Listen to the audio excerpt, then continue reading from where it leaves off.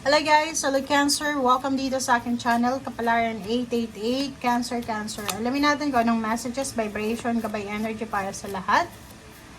General reading lang tayo dito sa channel na to. Walang personal reading, walang involved na payments dito guys. So, dito lang tayo sa libre. Okay?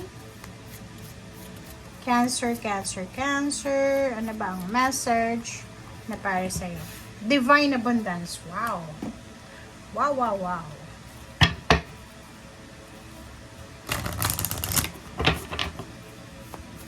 Oops. Wow. Imprisonment. Slavery. Okay. Cancer.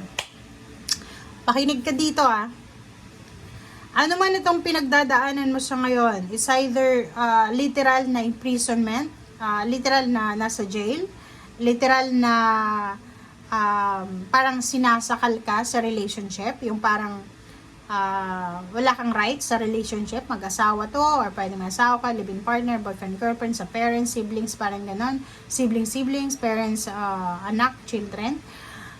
Kung ano mong sitwasyon mo na parang nakagapos ka, restricted ka, or slave ka, sinasabi sir dito na huwag kang mag-alala kasi may divine abundance dito. Okay? Divine providence, divine blessings, divine abundance, divine prosperity. Okay? Dito sinasabi Cancer na ikaw ay isinilang na naka-align ka sa kagustuhan ng Panginoon. Okay? So, dito sinasabi na hindi lahat ng pinagdadaanan mong imprisonment or slavery ay deserve mo. Kasi minsan may mga taong inilalagay tayo sa sitwasyon na ganyan, or may mga sitwasyon din na talagang tayo nakadestiny yon na maging ganon. But in your case, sinasabi ng baraha na you are divinely guided, you are divinely protected, supported. So kung ano man yan na pinagdadaanan mong imprisonment, relationship, money, career, spiritual, slavery, sinasabi dyan sa'yo na mapagtatagumpay mo ito, ma-overcome mo siya. Okay. Okay, first two cards tayo dito, Cancer. It's 8 of Cups and Knight of Wands. Okay. Cancer, makinig ka. Isa sa mga possible na offer sa'yo dito is international work, international travel, international or long distance work. Kinakailangan mo ditong mag-relocate, kinakailangan mong lumipat ng bahay. If ever lang you are imprisoned in like a situation, environment, medyo toxic na yung environment mo, ang pwede mo daw maging options para makalaya ka dyan sa sitwasyon na yan is yung 8 of Cups. Knight of Wands, kung may mag-offer sa'yo ng work, international, local, pero malayo dyan sa tinitirahan mo, grab the opportunity. Kasi yun yung isa sa pwedeng divine abundance or divine blessings na sinasabi dyan. Okay? So, gano'n naman talaga May mga tao na hindi talaga swerte sa isang lugar, kailangan lumipat. Kung naniniwala kayo sa gano'n, kasi may isang lugar na karma yon sa kanya, so kailangan niyang umalis, kailangan niyang baguhin yung environment. Okay. Okay, 77. Nako, kakaloka to. Cancer, sinasabi dyan sa'yo ng baraha na may pinaglalaban ka May kailangan ka sigurong ipaglaban. Kung ikaw kung halimbawa may kamag-anak ka na nakulong, or ikaw nakulong, or kung ano man ang pinagdadaanan mo sa ngayon, sinasabi sir dito na kailangan mo siyang ipaglaban. Like for example, relationship, may kailangan ka ipaglaban, custody sa anak or sa kung ano pa man. Sinasabi sa'yo ng barahan na mag-iingat ka, okay? Kung anong pinaglalaban mo na to, okay? Kung anong pinaglalaban mo na yan, mag-iingat ka.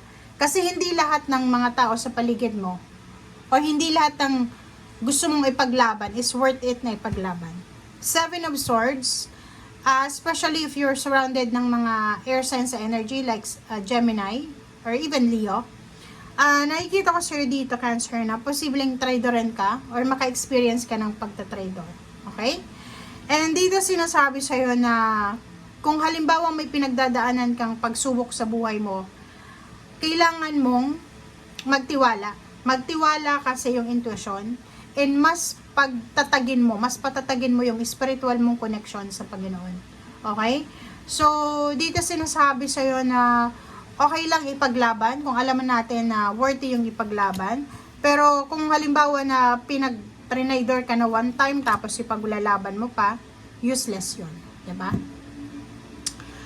Two of Swords and the Stars. Oh, wow. Yun nga. Yan sabi ko sa kanina na maraming opportunities and possibilities na international job, international travel, international work or career. But the problem is, yun na nga, ino-offeran ka na dito ng the star na wish fulfillment, dreams fulfillment, parang ganon. Ang energy mo dito is Two of Swords. Ibig sabihin, yung energy mo dyan is, kahit na binibigyan ka na ng chance ang ating universe, ang ating Panginoon, ng new beginning sa pera or sa relationship, ayaw mo pa rin tanggapin. Alam mo yung parang nagbubulag-bulagan ka, nagbibingi-bingihan ka. Like for example dito, niloloko ka na, alam mo, nakikita mo, may prueba ka na, pero nagbubulag-bulagan, nagbibingi-bingihan ka. Like dito sa work, alam mo na marami kang skills, marami kang kakayahan, na pwedeng pag pumunta ka ng ibang bansa or ibang lugar, talagang yayaman ka. But pinaninindigan mo na sa probinsya ka lang, pinaninindigan mo na hindi mo yan kaya, parang ganon. So, nakikita ko sure dito yung Ace of Cups, yung pag-apo ng cups mo, yung kaligayahan mo, 'di ba? Ay hindi mo yan makukuha kung wala kang pasensya. Kung wala kang patience, kung wala kang tiwala sa sarili mo, tiwala sa karelasyon mo siguro, talagang hindi mo makukuha yung aapo yung cups mo. Kasi 'di ba, like sa relationship, eto lang doon ha, sa mga siloso-silosa na Cancer. Gusto mong magtrabaho o yung karelasyon mo sa ibang bansa, hindi kayo pareho magkasundo kasi may selos, walang tiwala sa bawat isa. Yun, temperance, kung wala kang temperance, kung wala kang trust, wala kang tiwala, wala kang pasensya, wala kang, yung aggressive ka palagi, hindi mo makukuha yung Ace of Cups dito. Diba? Yung parang ganun lang yun, simple lang, na pag masyado tayong mainitin ang ulo natin, walang gustong makipagkaibigan sa atin, walang gustong makipag-usap sa atin, kasi mabilis matrigger yung emotion natin, parang ganun. Okay? So, last two cards mo dito is Page of Swords and then Knight of Pentacles. So, eto yung future mo. Yung future mo, sinasabi na maraming balita na matatanggap ka in the coming months or especially years, ang bibilangan dito, na pwede mong pagkakitaan. So, yun na nga, di ba? Kung halimbawa, sabihin natin na future tong sinasabi na to, maraming mag-o-offer sa'yo ng international job, international career, or alam mo yon, mga pagkakataon sa malayong lugar. Tapos, hindi mo siya i-grab, sayang yung opportunities dito. 'Di ba? So, eto yung dapat mong bantayan. Eto yung dapat na yun yung sagot dito sa imprisonment mo. Kung sa kasalukuyan may financial imprisonment ka, financial scarcity, yung divine abundance ay parating, but make sure na tanggapin mo siya. Okay? Tanggapin mo. Okay? Thank you guys for watching. Bye!